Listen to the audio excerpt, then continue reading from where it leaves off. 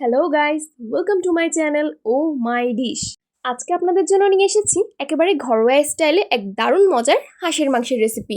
যারা ঝাল ঝাল, ঝরঝরে ও মশলাদার স্বাদের ভক্ত তাদের জন্য এই রেসিপিটা হবে একদম perfect. So let's go to recipe.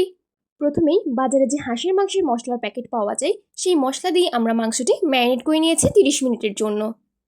এরপর আমরা একটি পাত্রে তেল দিয়ে দিলাম গরম হওয়ার জন্য। তেলটা সামান্য গরম হলেই আস্ত গরম মশলা দিয়ে একটু নেড়ে চেড়ে নিলাম। কোচানো পেঁয়াজ ও চেরা কাঁচামরিচ দিয়ে দিলাম। বাদামি রং হওয়া পর্যন্ত নাড়তে থাকবো। ম্যারিনেট করে রাখা হাঁসের মাংসগুলো এবার একে একে করে দিয়ে দিলাম আর ভালো করে সব কিছুর সাথে মিশে যাওয়ার জন্য কিছুক্ষণ নাড়তে থাকলাম। এভাবেই কিছুক্ষণ মাংসটা কষাতে দিয়ে রাখলাম।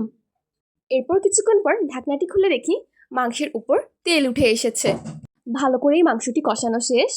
এবার ভালো করে নেড়ে দেওয়ার পর মাংসটি সিদ্ধ হওয়ার জন্য আমরা পানি অ্যাড করে দেব। আপনাদের যতটুকু ঝোলের প্রয়োজন অতটুকুই পানি দিয়ে দেবেন। এবার ঢাকনাটা দিয়ে দিলাম। এবার কড়াইয়ে তেল দিয়ে দিলাম আলুগুলোকে ভেজে নেওয়ার জন্য। একে একে আলুগুলো দেওয়ার পর লবণ আর হলুদ দিয়ে ভাজা শুরু করে নিলাম। এবার ঢাকনাটা দিয়ে দেব যাতে আলুগুলো গলে যায়।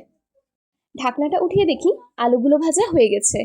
এবার উঠিয়ে নেব আর মাংসের সাথে আলুগুলো অ্যাড করে দেব। আর মাংসের সাথে আলু থাকা মানেই মাংসের স্বাদ আরও দ্বিগুণ বেড়ে যাওয়া। মাংসটার সাথে আলুগুলোকে ভালো করে মিশিয়ে দিলাম। এই তো টকবক করে ফুটে উঠেছে, মাংস রান্না শেষ। এবার নামিয়ে নেব। আর দেখতে দেখতে আমাদের সুস্বাদু হাঁসের মাংসের রান্না একদম রেডি। মাংসের স্মেলের কথা আর কী বা বলবো, একদম লাজবাব। আমি তো আম্মুকে দিয়ে তৈরি করে নিলাম স্পেশাল মানুষের জন্য স্পেশাল হাঁসের মাংস।